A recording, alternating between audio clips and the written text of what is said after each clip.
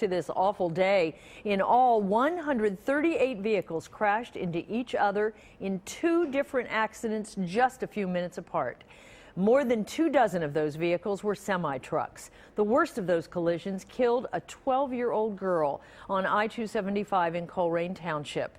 We have much to bring you tonight about these pileups and the lives they affected. And we begin with 9 on Your Side reporter Tom McKee in Colerain Township.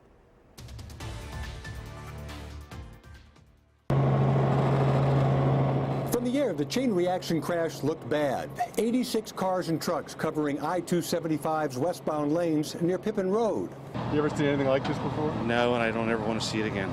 From the ground, it looked even worse. This is something that you would see in the movie sets. Never to expect to roll up on something like this.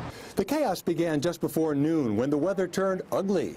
I see it started to snow, so before I knew it, I was slamming on brakes. It was a complete whiteout. You could only see about 20 to 40 yards when it finally happened. The pavement changed to ice, sending vehicles skidding everywhere. The car hit me from behind and drove me into the grass. This car carrying a trailer, he pulled in front of me. A red car came up beside of me, flipped in front of me, and then a semi-trailer took out the box truck, the trailer. And then all hell broke loose behind us. Here's an example of just how horrific this accident was. Take a look behind me at the investigators.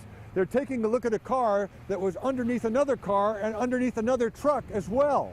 Twisted metal and mangled vehicles were the rule, not the exception. A semi slammed into my back right quarter panel, flipped the car around, and another semi came in and hit the front side of the car, and I'm glad nobody was in the passenger seat of my car. They wouldn't be here.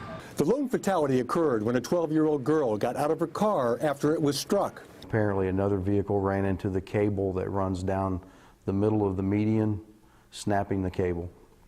And that incident, we believe, is what caused her death. Ironically, the cables saved other lives by doing what they're supposed to do, preventing crossover accidents. The interstate reopened after 6 hours, but the memories of what happened will linger much longer. Tom McKee, 9 on Your Side, Colerain Township.